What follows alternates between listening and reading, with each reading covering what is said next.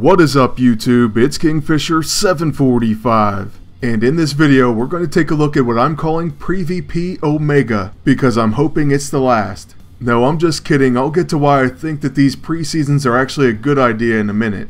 Of course, as far as the rewards, we're going to get once again 10,000 silver for Silver League, 40,000 silver for Gold, but you're going to have to rank in the top 25%. And then after you have 20 ranked attacks and rank in the top 10%, well, if you finish there, you'll rank in Diamond League and you'll get 10 CP. Then moving on to the Vibranium League rewards, you're going to get 10 gold once you've done 35 ranked attacks and if you finish in the top 5%. And finally, for an Adamantium finish, you'll get 6 times the Accursed Helm. This has a bonus of 9,940 offense and defense. But honestly, by now you've all seen the rewards, so you know exactly what you're going to get. This video really isn't about that, it's more of a progress report. The whole reason for these pre-seasons, at least as far as I understand it, is to try to have us as players test out the system and hopefully allow PD to work out the bugs. So in order to try to help them refine it, I want to do my part and check in every few days with a progress report. And then also, when I do this, I'm really hoping that you all will comment as well and just share how things are going. Let us all know about your matchups. You know, just come together as a community and let everyone know what your troubles are or what bugs you've experienced. And I really do believe that Playdom does check in here from time to time. I remember when I was first told that, and I really couldn't believe it. I mean, it was just speculation from viewers, but I really didn't think I had any influence like that. Now, with all of your support, I know for a fact that we have been heard, and during these pre-seasons we can definitely voice our concerns and try to influence changes for the better. So anyways, there you saw the original setups I started this tournament with, and by the way, I used that Nova and Cable team for this week's All Hail the King, so you can look forward to footage from that very soon. Most likely the next All Hail the King video will come out this weekend. But now, getting into some of our matchups and what we've experienced so far in this preseason, you're about to see my very first match of the tournament. We're going to speed through these battles and even cut quite a bit of it out, because like I said, this is just the first progress report. However, in the next one I will show the best battles in their entirety. Alright, so my very first match was a huge mismatch. But you know what, maybe because I wasn't even ranked in the system, that kind of caused the bad matchup. At least that was my first thought. In my next 4 battles, we ended up getting fights very similar to this one. So we had decent matchups, and on a few occasions we had some super agents that were very good matchups. They had around 19 to 20k HP. Some of these fights lasted for 6 minutes or longer. In fact, this matchup right here went on for quite a long time. However, the good news is I haven't lost any attacks even with Cable and Nova. So they went 5-0 on the first day, and then on the second day I did switch it up. But we'll get to that in just one moment. One thing that's pretty interesting is most teams I faced did have Groot. And also I have to say I faced an agent that had much weaker stats than me, but he actually ended up putting up quite a good fight. He didn't do any damage, but he almost dodged every one of my attacks. And he stayed alive for way longer than I would have imagined that he could.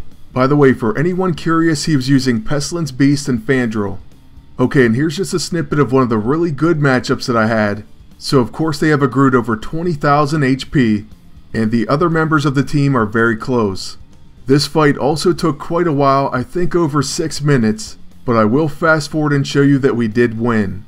It wasn't really that close, it just took a while. And of course when you're hitting your own teammates, that doesn't help. Also, like I was saying before, it's another Groot team, and I may have to start keeping track of who I face like I did before. But the next Breaking the Meta will cover Pestilence Beast and Red Hulk.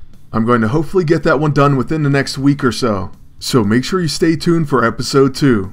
That is, if we didn't already scare enough agents to stop using that team on defense. Okay, and here's another really high stat team on day 2 after I switched back to Iron Fist and Luke Cage. Well, I should say Null, Breaker of Worlds. If you got a title like that, then people should call you by it. But anyways, this match wasn't too difficult, and I'll tell you why. So for anyone using Molly Hayes on defense, I know what her passive says, but when you use the weather control device on her, for example, she does become exhausted, and after using Temper Tantrum, that's actually the end of her turn, so she never even goes into her attacks. Plus, she ends up sleeping on her next turn, so she doesn't even attack then. Basically, you don't want to use her on defense right now. Okay, so to wrap up my matchup so far for the first 2 days. On day 1 we had that first bad matchup, but then after that we had 4 competitive matches, and we even faced a few very good agents. On day 2 we had this really bad matchup towards the end of our 5. Also for the fight before that one, we did end up facing a weaker agent, but it was that one that put up a strong fight like I was talking about. Still, it definitely wasn't fair for them. And this pretty good matchup right here ended up being our 10th and final fight of day 2. So fast forwarding ahead, we did win, and then we're going to go ahead and take a spin on the PvP daily roulette. This time around you can win the Bane Fire, which is a bio attack. It's an AoE weapon that causes burning and poisoned. We don't have that weapon yet, so hopefully we do pick one up before the preseason ends. Unfortunately, we didn't get lucky enough to win it here, but instead we did get 10 CP. So hey, we'll take that reward.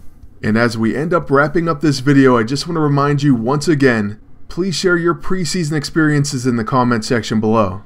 I really do believe they're trying to improve the system, and they definitely need our feedback. Alright, so that's going to be it for this one, and I'm sorry it was a little bit different, but in the next one I will show full battles as well as give my report.